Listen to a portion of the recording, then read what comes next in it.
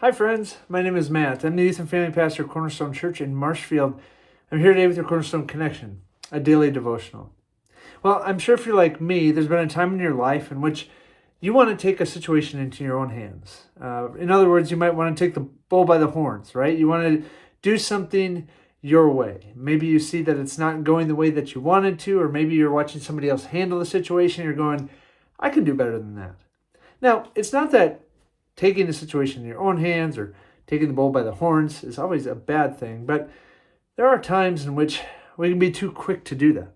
There can be times when God gives us a clear warning or speaks to us through His Word or by His Spirit or through His word or through other people. And if we're not listening carefully, we can take action too quickly, and that can lead to our own fall and destruction.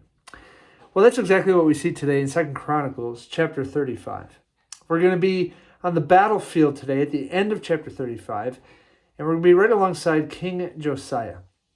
Now, just a couple of chapters ago, it tells us when King Josiah took the throne, he was young, he was only 8 years old, but it says right at the beginning that he did everything right in the eyes of the Lord. And so this is a great thing, and King Josiah did a lot of great things, but at the end of his time, he decided to take the situation into his own hands.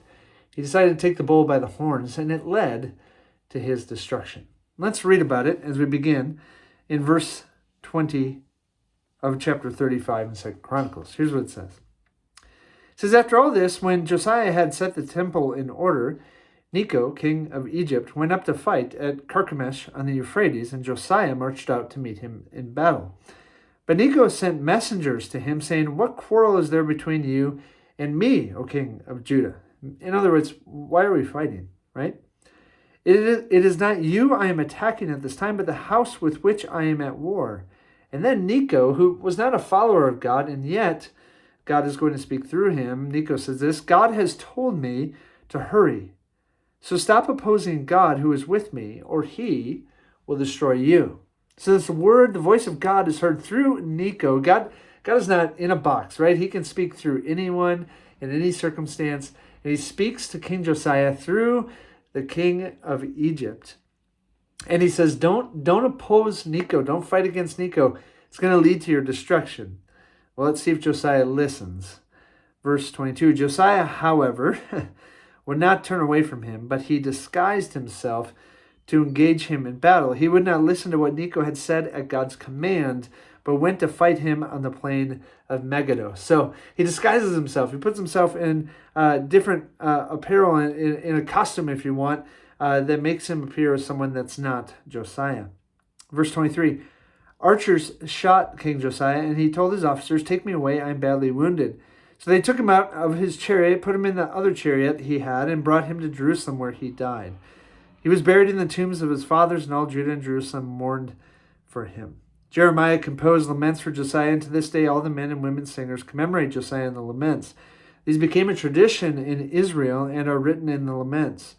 The other events of Josiah's reign is acts of devotion, according to what is written in the law of the Lord. All the events from beginning to end are written in the books of the kings of Israel and Judah.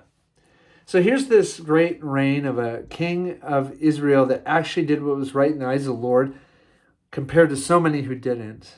And he was so faithful to God. And yet his life ends because in a moment he decides to take a situation into his own hands. He decides, even though God is speaking through Necho to me, that I shouldn't resist against Necho, I shouldn't fight against him.